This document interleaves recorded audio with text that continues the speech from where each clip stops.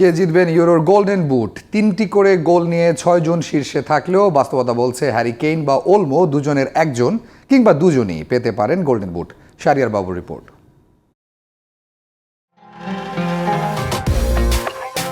England না Spain, কোন দল হবে চ্যাম্পিয়ন?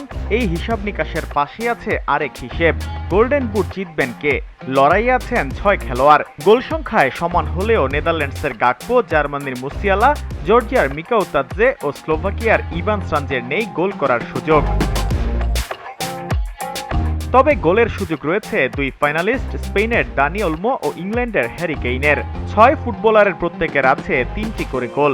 তা সত্ত্বেও কেইন বা ওলমোর মধ্যে যে বেশি গোল করবেন তিনি জিতবেন গোল্ডেন বুট। তবে এবারের নিয়ম অনুযায়ী টুর্নামেন্ট শেষে 6 জনের গোলই সমান হলে প্রত্যেকেই জিতবেন এই পুরস্কার।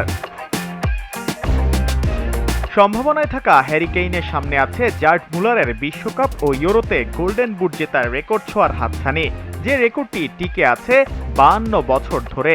গ্রুপ পর্বে ডেনমার্ক, শেষ 16তে স্লোভাকিয়া আর সেমিতে নেদারল্যান্ডসের বিপক্ষে গোল পেয়েছিলেন হ্যারি কেইন। তবুও তার পারফরম্যান্স প্রত্যাশার দাবি মেটাতে পারেনি পুরোটা। অভিযোগ আছে তার খেলার ধরন নিয়েও, যে কারণে ফাইনালের মঞ্চে ইংল্যান্ড তাকিয়ে থাকবে তার দিকে। গোল করে গোল্ডেন বুট আর দলের জয় নিশ্চিত করতে নিশ্চয়ই মরিয়া থাকবেন কখনোই বড় কোনো শিরোপা না জেতা 30 বছর বয়সী হ্যারি কেইন। আরেক ফাইনালিস্ট দানি ওলমো গোল্ডেন বুটের বড় দাবিদার। তার সবগুলো গোল এসেছে নকআউট পর্বে। শেষ 16তে জর্জিয়া, কোয়ার্টারে জার্মানি আর সেমিতে ফ্রান্সের বিপক্ষে পেয়েছেন গোল। পাশাপাশি তার নামের সঙ্গে আছে 2টি অ্যাসিস্টও। শেষটায় দল আর নিজের ব্যক্তিগত অর্জনের জন্য দানি ওলমোকে ছাড়িয়ে যেতে হবে যে তার নিজেকেই।